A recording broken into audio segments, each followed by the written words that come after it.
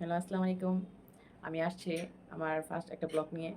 তো যদি আপনাদের ভালো লাগে তাহলে আপনারা কমেন্টে জানাবেন। আমি তাহলে আপনাদের আর কি কমেন্টে উৎসাহ হয়ে আমি আরও মানে সবসময় করার চেষ্টা করব।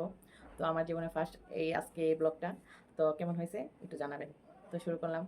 প্রথমে বলি, আমার নাম আইরিন আক্তার। আমি থাকি গাজীপুর টঙ্গীতে। তো কারা, কারা আমার ব্লগ দেখতে চান নেক্সট টাইমে আমাকে কমেন্ট করে জানাবেন। ঠিক আমি ওরকম আর কি করার চেষ্টা করব। তো আমার ফেসবুক আইডিও আছে। আমার ফেসবুক আইডি ফলোয়ার্স প্রায় 95,000। তো আমি টিকটক আর ফেসবুকে বেশিরভাগ অ্যাক্টিভ থাকি। যদি আমাকে ভালো লাগে তাহলে আমার ফেসবুক আইডি এরিন আক্তার, এরিন আরেকটা মিষ্টু এরিন। তো আপনারা সার্চ দিলেই দেখতে পারবেন। আর আমার তো দেখেন আমার ফেস দিয়েই তো খোলা, তাই না? আমার ছবি দেখলে তো বুঝতে পারবেন।